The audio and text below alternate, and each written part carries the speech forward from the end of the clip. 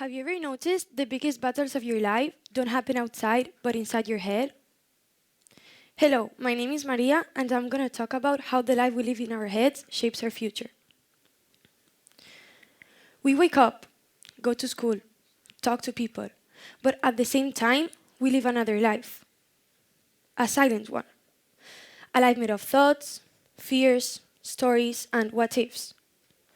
Because while our bodies are in class, talking, or living our daily routines, our mind is somewhere else, shaping how we act, what we believe, and what we think it's possible.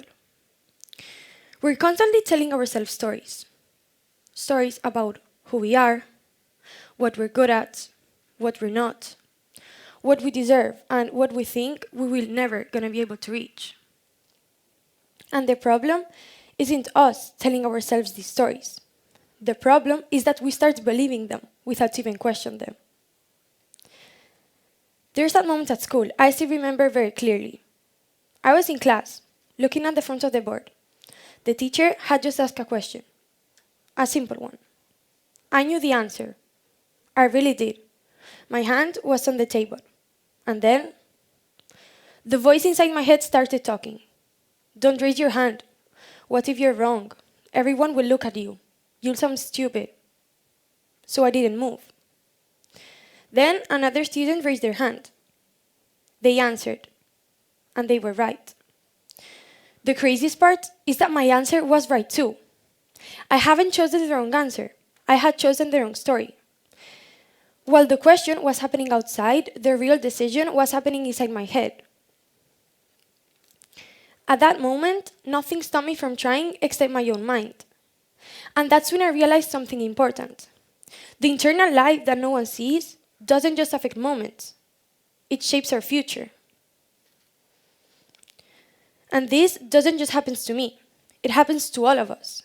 Every day we make decisions that from the outside they look small.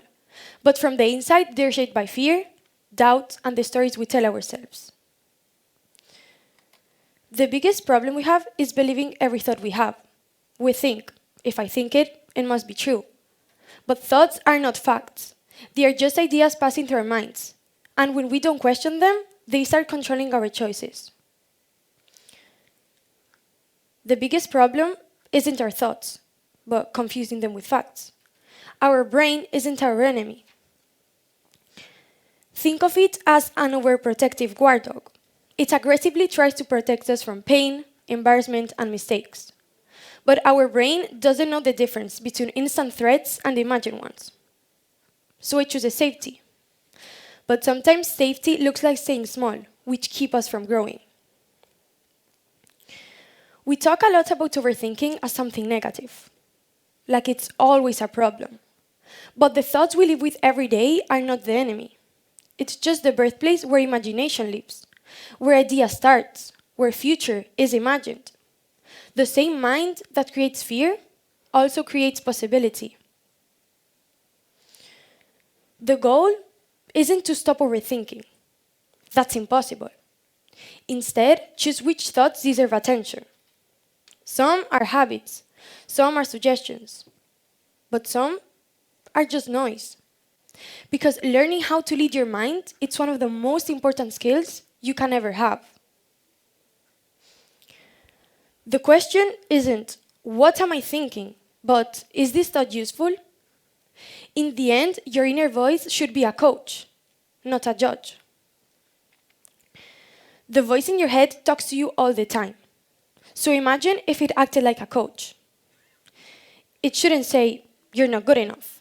Instead, learn from this. Try again. You're allowed to make mistakes. When I think about that moment in class, I realize it's more than an answer that I missed. It was a lesson about my whole mind.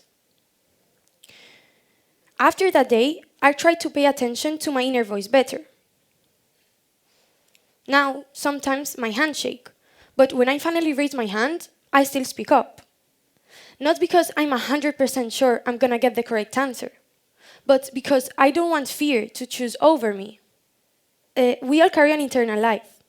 Sometimes it holds us back, but we can choose whether it can help us grow instead. Sometimes it convinces us that silence is safe. But here's the truth.